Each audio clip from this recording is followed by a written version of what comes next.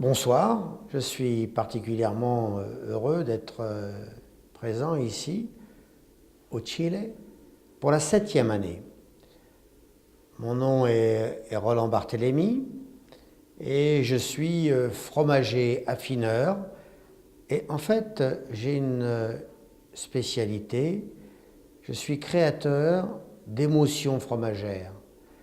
Et donc, je suis en charge de rassembler l'ensemble de la filière laitière au travers le monde et de transmettre le savoir par le compagnonnage.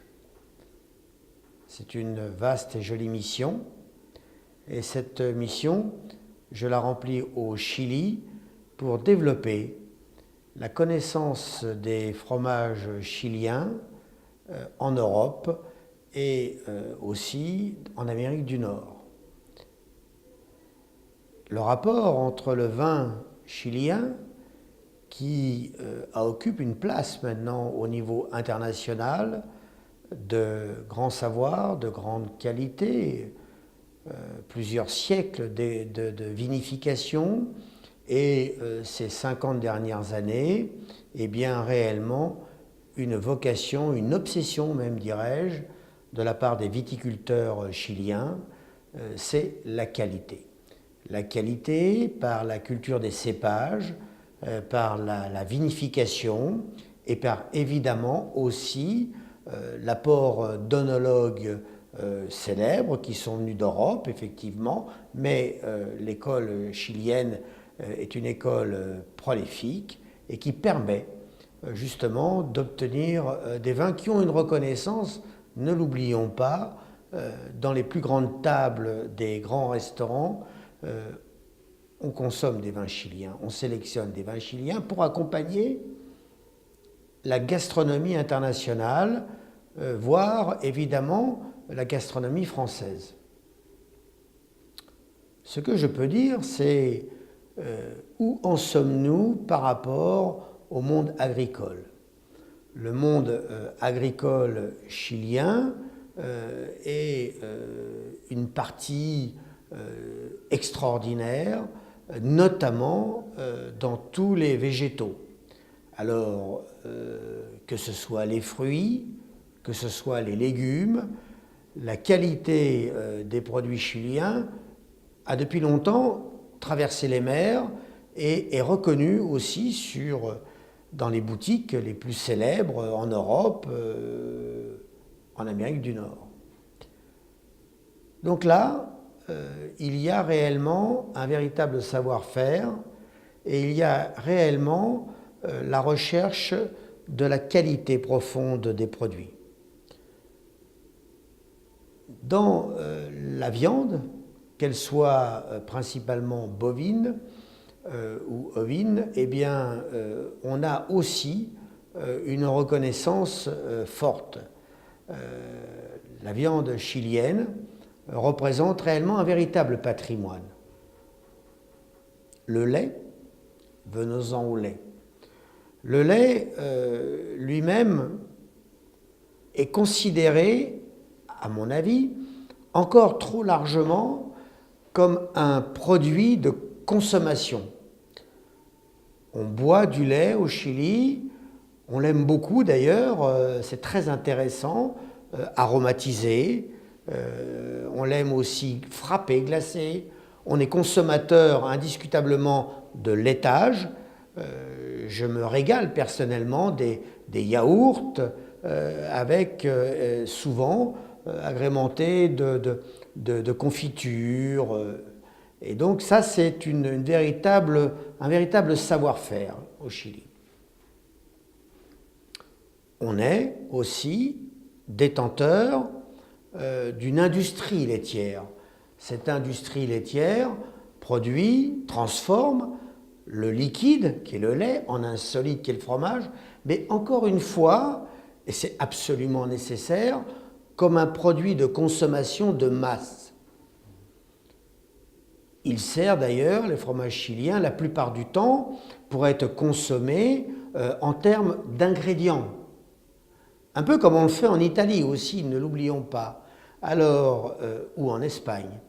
Ingrédients, ce qui veut dire qu'on a tendance à prendre le fromage frais, juste pressé, et à le faire rôtir, à le faire fondre, à le couper en petits morceaux pour être dans des salades, bref, en tant qu'ingrédient. Mais où en sommes-nous par rapport à ce qui fait que je suis le président de la Guilde internationale des fromagers, la Confraternita des fromagers, qui vient de tenir hier soir sa 7e séance de cooptation, et ce n'est pas le fruit du hasard si Santa Rosa et M.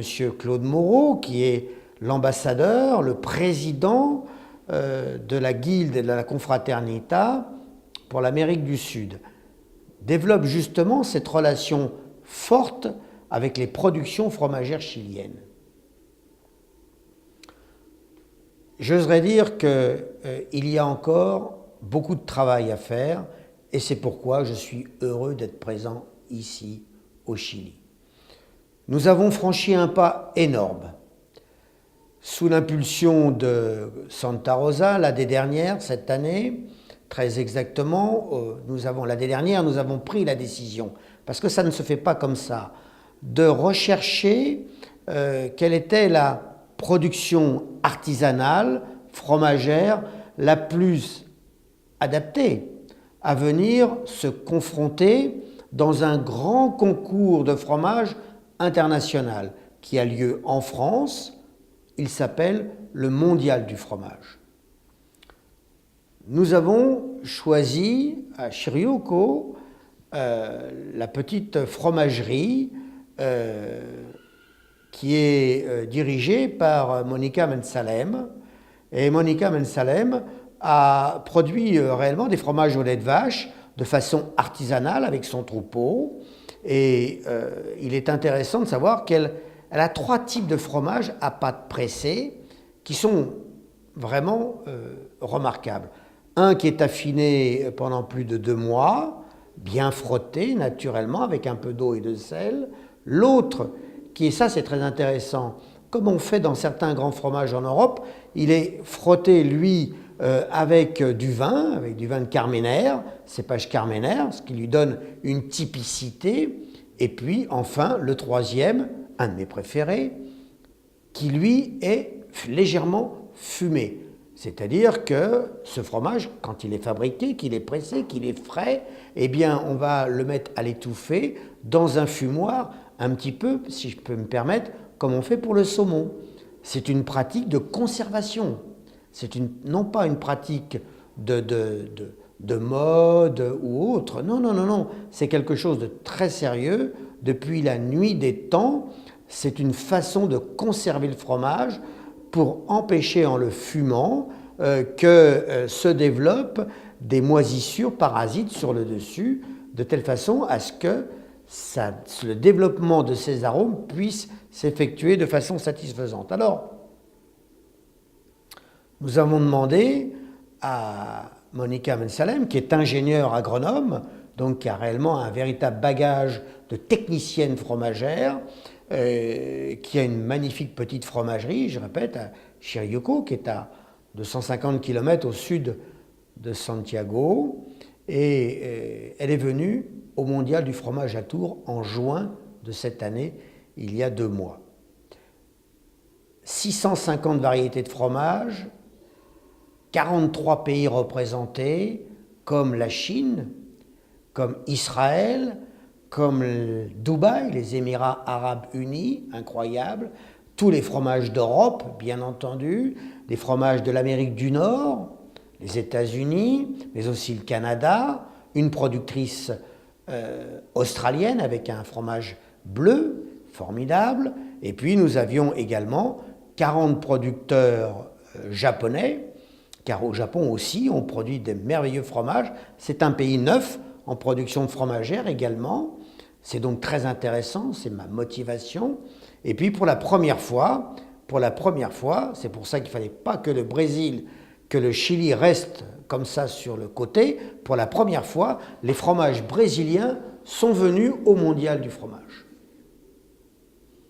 Alors, c'était une grande compétition, difficile.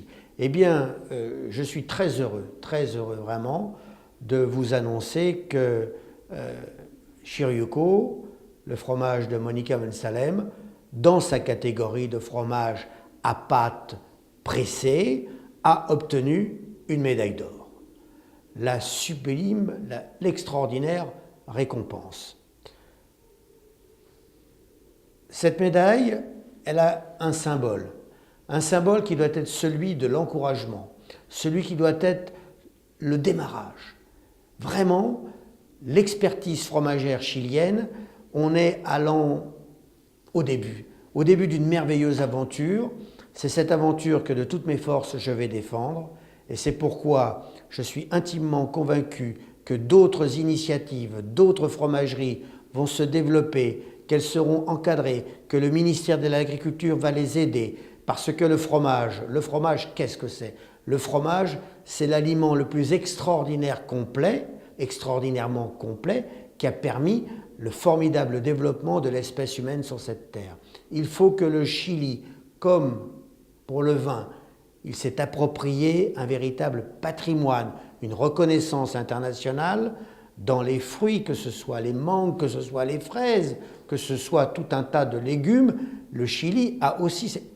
Il le faut que sur les fromages artisanaux, il y ait la même qualité. Ce pays qui est toute une langue de terre, qui peut aller de la période de très chaude, qui pourrait très bien permettre de développer des élevages de brebis notamment, avec toutes les plaines qui descendent jusqu'au sud du Chili, dans les parties les plus froides, où on peut avoir là aussi des moutons ou des chèvres, mais vraiment tout se prête, et la Guilde, la Confraternita Internationale des Fromagers, aidée par Santa Rosa et par son ambassadeur, M. Claude Moreau, nous allons continuer notre effort, notre travail, pour que d'ici quelques années, eh bien, les fromages chiliens soient sur les grandes tables des plus grands restaurants du monde entier. Je vous remercie. Pour permettre le développement de la production fromagère chilienne, je pense qu'il faut s'appuyer sur la spécificité de chaque région. C'est ce que nous avons fait en France, c'est ce que nous avons fait qui a été fait dans d'autres pays européens. Parlons du comparatif de la France et du Chili, des vins chiliens et des vins français.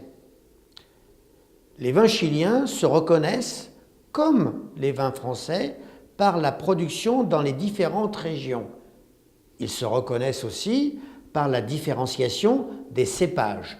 Donc c'est la culture des cépages, la reconnaissance de la climatologie, c'est-à-dire suivant les latitudes, suivant que l'on est plus ou moins près de la mer, plus ou moins près de la montagne, les vins n'ont pas du tout les mêmes caractéristiques. Pour le fromage, eh bien c'est la même chose.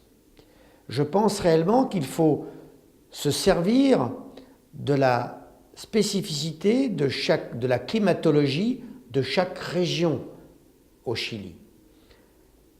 À partir du moment où on arrivera à dire que telle variété de fromage qui sera, mettons, à pâte pressée, sera meilleure, sera de façon plus constante produit, plus au nord, plus au centre du Chili, que des fromages à croûte fleurie ou des fromages au lait de chèvre se plaisent mieux, les élevages bovins ou caprins se plaisent plus dans telle ou telle région, eh bien il faudra justement bénéficier de la perspective de pouvoir reconnaître les fromages, non pas uniquement par la nature du lait, mais par l'origine, dans quel secteur du Chili ils sont produits.